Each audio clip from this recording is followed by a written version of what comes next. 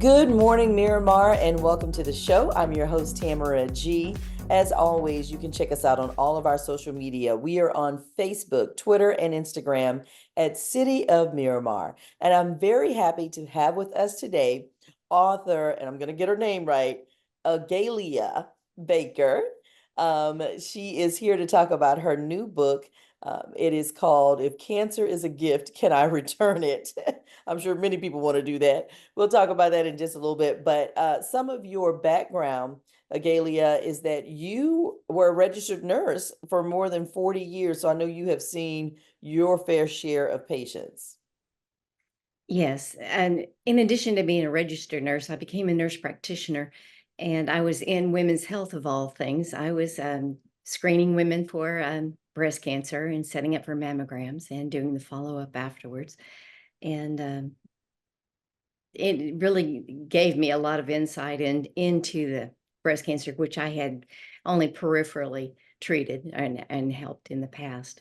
Okay. And so with that, I can already tell you were a great nurse because you have that calming, soothing voice and you're able to possibly get people to do what they don't want to do, but because you're their nurse, you're telling them what's best for them. But how did you go into that field? Because, I really do believe nursing, teaching, police officers, those are fields that you have to be led to do that. You can't just take that because it's a job. Absolutely. I decided to become a nurse when I was 16, and I did start college early in life. I was 16, Mhm. and it just chose me. I didn't choose nursing. In fact, I tried to get out of it, and I couldn't. Every time I tried, something would happen, and I couldn't get out of it. So it was my calling. So. That's awesome. And so where did you do a lot of your nursing? Was it in the South? Because I think you live in the South now, correct? Yes, I do. It Okay. has been in this area. Most of my work has been in critical care. Tickers were my first love in Oh, life. wow. Wow. And then after after about 25 years in critical care, I needed a change. So I tried some other forms of nursing. And then I decided I needed to go a little further. So I became a nurse practitioner. And then what opened up for me was women's health, which I totally loved. Totally Right. loved. I love the age group. I love talking with women, and well, my age group was from 12 to 65. And as the nurse practitioner, I mean, well, truly, you're like one step away from being, the doctor, because I've seen many nurse practitioners as well. They were able to, prescribe me the medicine or get the medicine for me, whatever it was that I needed. Um, and so with that, I'm sure came another set of, I don't want to say issues, but things that you do differently from being a nurse, because now you're on both sides of it. Right, absolutely. Mhm. There was a lot of responsibility, and that was um, there's a lot of responsibility, but there also is a lot of less time, and that I realized that I had to do things a lot faster and listen a lot less, really empathize less. You had to you had to be the boss now. Is that what that was? Yes, yes, you gotta, so much time and you've gotta shuffle through and that part I didn't care for. Hmm. I ended up in a trouble an awful a lot. Something tells me you don't follow directions that well, Gail. No, rules are You're made a to be maverick. broken when needed. Exactly, you're a maverick. Okay, so let's talk about the book because this right here I thought was amazing, that you have come up with this book that says if cancer is a gift, can I get return it? Mhm. Because I have heard people say that. I've heard them say, "Oh, this was a gift to me." But why do you think people have said that at first, and why do you think they do want to return it? Well, when I was diagnosed with breast cancer, I was devastated. I didn't even have it on my radar. I thought I was going to, you know, die of old age or a bus hit me or something, not anything like cancer. And, maybe that's a little bit of an arrogant thought to think that, it would miss me, but I thought a lot of other things would hit me. So when it did, it really shook me to the core. Mhm. Whenever anyone is told that they have cancer, it's like it feels like a death threat. And when you're threatened, your brain just goes right into what it's programmed to do, what it's designed to do, survival mode or lizard brain. Mhm.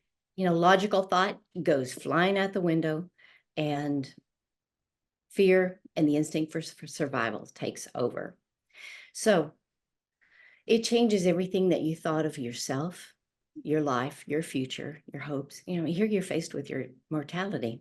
Mhm. And um, it took quite a bit of thought about that. And I'd heard people about saying, oh, it's a gift. It's supposed to make you look at your life and say, oh, here's where I went wrong. Well, if I had to get cancer because I was so messed up that this is what it took to straighten me out, well, that is some gift because I must be flawed to the core. You know what? I think, and you're right. A lot of people feel like that. They feel like, it's some type of curse or you did something to deserve it. Yeah. I want to ask this question. How did you find that you had cancer? Because obviously, as a nurse, I hope that you were doing your checkups and doing your yearly mammograms and things like that. But how did you find out that you had cancer? It was from one mammogram to the next, one annual normal screening mammogram to the next. In 1 year's time, it had grown to a very advanced stage, and well, I'm not stage, aggressiveness. We'll put it that way. So it was very close to being worse than what it turned out to be. Since I did get it checked so early, I had a better prognosis and outcome. Wow. Okay. So you're right. Immediately when you hear this, it is fight or flight, right? So Right. what were you thinking? Because the subtext of the book is from grief to healing. Did you, what were your first thoughts when you were diagnosed with cancer? My first thought was, this can't be happening to me. Where did I go so wrong to deserve this? And what is going to happen to me? Mhm. And So is that the grief part, or does the grief come later when you, I don't know, because I've never been diagnosed, and I would think that that's heartbreaking to know that you, like you said, you've done everything you're supposed to do. You've gone to your mammogram once a year. You have, done your self checks, and within a year, things mhm, have changed. right. Well, when I was going through this, and the hardest part for me was between the words of, I'm sorry, it's cancer, and taking that first actionable step, which was for me, was showing up for my initial and unilateral mastectomy. Because that's what my lizard brain was wanting me to do, is to hurry up and start fighting for it. But I was being tortured by my own brain, my own imagination, because I've got a pretty vivid imagination, and it was not letting me go. Just why was this happening to me? What did I do so wrong? And during this time, no one ever mentioned any help or any support system, and I suffered. I truly suffered. So I wished I'd had a how-to book, how to survive this, how to understand the crazy brain that I was having, all of these fears, all of these thoughts. And I looked for things out there, and there was the stuff like, oh, well, I ran a marathon while I was taking chemo. Well, I felt like I ran a marathon if I made it to the toilet in time. Right.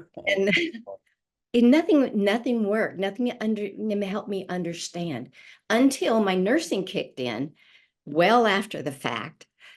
And I realized I was grieving the loss. I was grieving the loss of the future I thought I had set for me.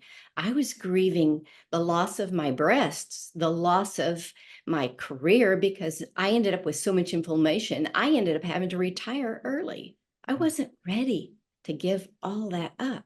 So that's where everything started falling into place and it made sense. So I thought maybe if I could put it into a framework of grief and all the stages of grief, and actually look at grief a little differently. It's Okay. not necessarily something you got to shove down, bully yourself through. It's actually healing in itself if you just understand what's going on and allow the process. And I think too, this book that you obviously have written for people who are going through this, not just breast cancer, but I'm sure every type of cancer. If cancer is a gift, can I return it from grief to healing? You have a different take on it because of the background, because of the health background, and knowing the things that you should look for and knowing the things you should do if your doctors tell you to do something. Right. Follow their directions. Do not become a WebMD doctor or a Google doctor and Right. decide you're gonna do Right. what you want to do. Right. Absolutely. Right. So that's dealing with the medicinal side of it. What about the personal side? What about the support that you need? You know, the things that you will need that maybe you didn't realize once you got the cancer diagnosis that you would need these things. Did you ever get a handicap sticker? Did you ever, things like that that people just don't think about? There is quite a bit of information out given to people whenever they do get breast cancer. So I took my book in a little bit different direction.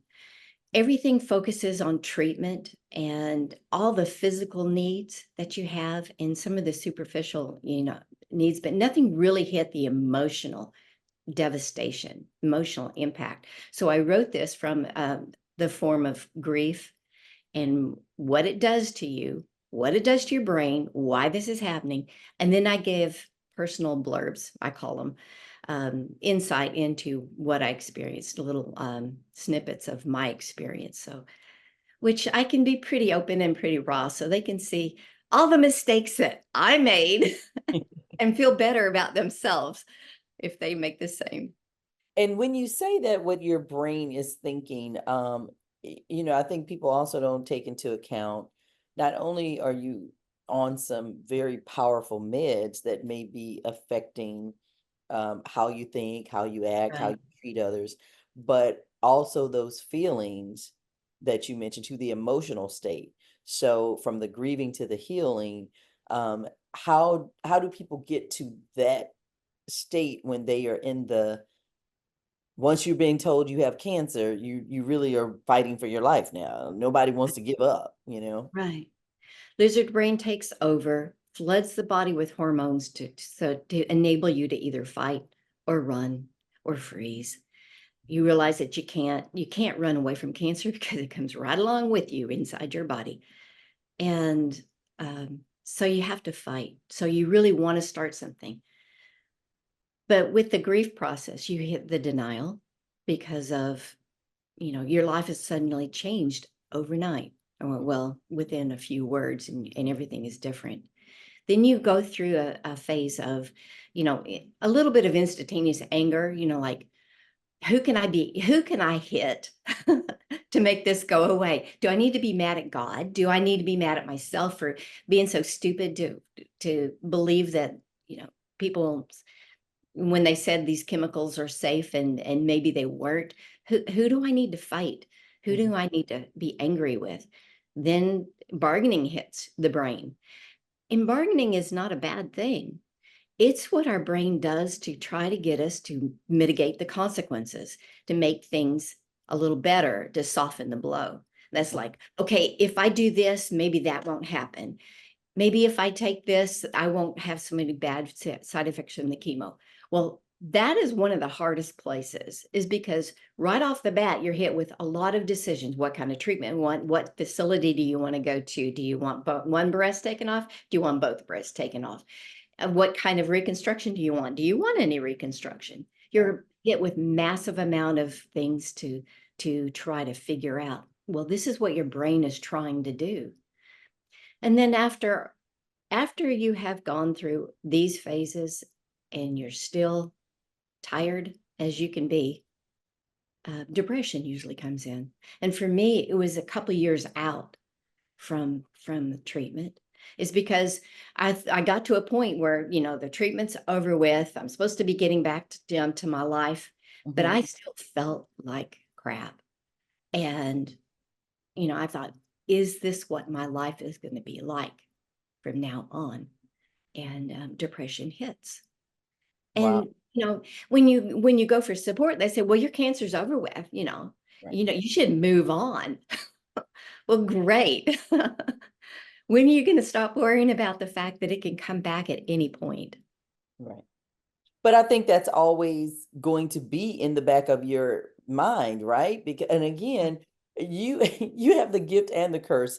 If those folks are just tuning in, we are speaking to Agalia Baker. She is a retired nurse of over 40 years, also nurse practitioner before she retired, was hit with the diagnosis of cancer, fought her way back, and has written a book called If Cancer is a Gift, Can I Return It?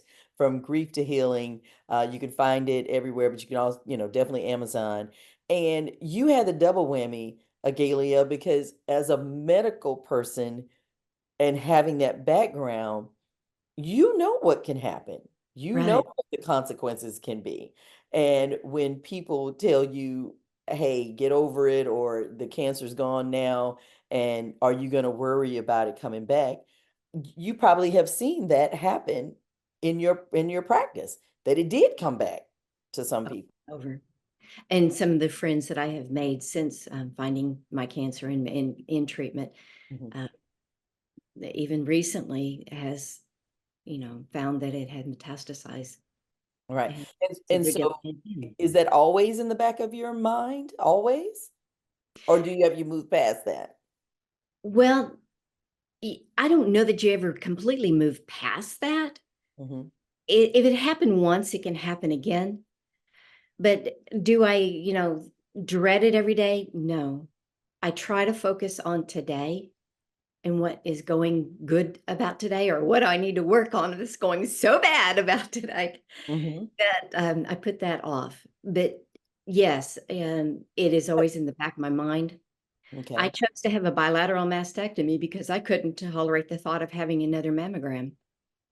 Right. So you had both breasts removed. I did have both breasts removed.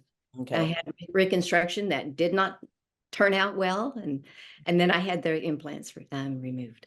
Okay. And so, with you saying that in the back of your mind, when you said, you live one day at a time, and you face today what you can face today and work on that, whether it's good or bad. Isn't that like a metaphor for every day of life, regardless of whether you have a cancer diagnosis or not? Because, there's a lot of things that you are not in control of. And so Right. you should live every day to the fullest. And, I do bring that point in the book, but that's one of the hardest things for us to do in daily life, because we're always looking back, seeing what we did, what did we do wrong, or what could we have done better, or let's learn from the past. Or we're looking ahead. Okay, what do we got to get done for tomorrow? What is tomorrow going to look like? I got to plan for the future. I got to save for the future. I got to. It's very rare that we actually stop and notice what's going on. We notice that in this moment, we're safe. In this moment, there is no cancer. In this moment, we're okay. Wow, that is amazing. And so in writing this book, was this something that you wanted to do? Uh, No, the answer to that was a quick no. So who was it that prompted you, or were you called or led to do it once you went through your journey? just like being a nurse, I didn't have a choice. I kicked and snot trying not to do this, but it just compelled me. I could not write this. I just had to do it. I couldn't sleep. I had to get up and write, and then I just kept going, and then it finally got done. I did have to live it. It took me a while. It was not an easy process. To do this, I had to learn in the school of hard knocks, and then I was able to write about it. In fact, I was writing the last chapter before it ever came to me. Really? So you started from the end and went back. Well, uh, to a certain extent, yes, to a certain Okay. extent. Okay. And so how has the book been received from people who, have read it, have lived it? I am sure that, it should be required reading for support groups. No, seriously, because people go through, and that's another question. I'll get to that one in just a minute, because a lot of people don't tell people what they're going through. So we would never have known that you had breast cancer. I mean, not you in particular, but other people, because they don't want to talk about it. They think it's some type of something to be ashamed of. A lot Right, of people, we don't even know that you've been going through this. right. Uh, when I wrote this book, I really, you were talking about the support groups and it being out there. I want the medical society to wake up to realize that the mental and emotional needs of a person need to be addressed right right out the starting gate, right along with the treatments, with the mastectomies, the surgeries, or whatever options with chemo, radiation, whatever is necessary. That I want to impress upon them that if it's not addressed, there is the potential for lifelong catastrophic damage. Evidence of which most people will never see, but Mhm. it's there inside, and It's not that's physical. It's not physical. It's mental. not physical. Mm-mm. It's Okay. lodged right in the heart. Okay. And again, if people aren't open, or if they don't want to talk about it, um, you have to respect that as well, right? Right. I wasn't one to really want to talk about it, and I had a friend that got breast cancer, and she absolutely refused to, to even discuss it.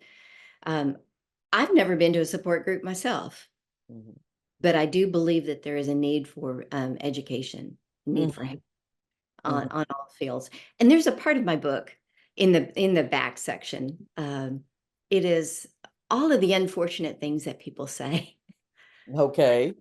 Oh, you don't look sick. Or one of my favorites was, well, cancer is just anger turned inward. Do you want to see it turned outward here? So you got cancer because you were bad on the inside and not, Yeah, yeah, yeah, right. I yeah. gave myself cancer because I was too nice. You know what? And again, these are people who have absolutely no medical background at all telling you these things. But and maybe it's because they don't know what to say. So maybe it's They best if you don't. don't say anything. That's I even have a little, section, that of what to say, Hmm. are things that are helpful, but I realized that there was a lot of damage being done on a lot of relationships, with things that are unfortunately, Hmm. put out there. So So would you encourage people to talk about it? I And again, not really sure why you wouldn't, but I would think you would have to, because and share it with, your mate, with your friends, with coworkers. You'd have to, because there are things happening in your life. You can't just keep saying taking off work because I have a cold, or you know what I'm saying, or right. I'm in bed sick because of the chemo, or I got to leave work. I'm missing this meeting because of whatever reason. I mean, you almost have to tell people that you have it, which is kind of a way to talk about it. True. Some people need a lot of outside support, and they may go on social media. Mm. And there's no one way that's better than others, whether you talk about it or whether you don't. It all depends on the person. I was a more of a private person, and I every time I had to tell somebody, which I operated 5 different county clinics. So I had a lot of personnel that needed to know what I was going through. And every time I told somebody, the look in their eyes was just like, oh, how awful that is. It just drove a nail right through my heart again about how terrible it is to have cancer. Mhm. and it was hard. Now, some people do put it out on social media, and they get a lot of support. You get a flooding support, but you have to realize that some people can't handle your news, and they will distance themselves due to their own issues, not yours. Mhm. It hurts, but it happens. So you have to be prepared for that. You're going to alienate some people if they can't handle you having cancer. Right. And speaking of that gift again, after everything that you've been through, you look great. You really do. You've gotten past the critical point. Um, do you consider it a gift that you got it?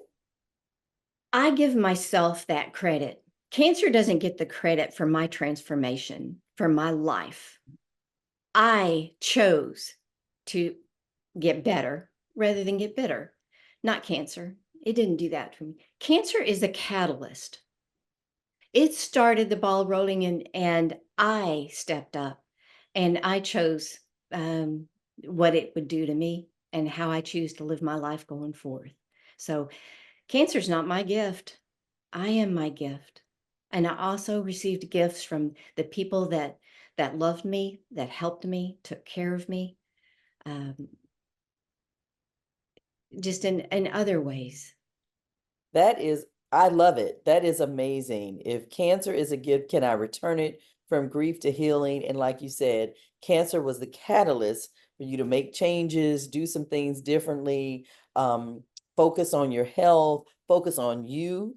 Because I'm sure as a nurse practitioner, and again with 40 years of experience in nursing, I can just tell, because I know you're from the South too, you put a lot of people ahead of you. Right, And again, that's the caring nature of nursing. That's what you're supposed to do. So it wasn't like you were doing anything wrong, but it became a time where you needed to take care of yourself. right. Wow. So where can people find the book? Again, if cancer is a gift, can I return it from grief to healing? Of course, the author is Agalia Baker. Tell us where people can find it. Well, it is on Amazon, Barnes and Noble. Also, my website, bcveteran.com, breast cancer veteran, bcveteran.com. That is awesome. Listen, anybody who can write a book, anybody who can get it in Barnes and Noble and Amazon is doing something great for everybody else, because that is not an easy. I'm sure you never thought you were going to be an author either. No, no. You can tell The people, most oh, reluctant offer ever. yes, my book is on Amazon. My book is in Barnes and Noble, just the biggest book reseller, in the world. So congratulations on that, and we wish you much success with it. And maybe that is something that these support groups need to look at. You're writing from a personal view of someone who is a BC veteran, breast cancer veteran, as well as the medical view. You have both, and I think people would be wise to read the book and learn how to cope with that diagnosis and that gift that was given. Thank you. Thank you so much. Amazing. So, and thank you very much. Agalia Baker, If Cancer is a Gift, Can I Return It? From Grief to Healing is the new book. Please check it out again on Amazon or Barnes and Noble. Thank you so much for being with us here on Good Morning Miramar. And until next time, I'm your host, Tamara G. See you.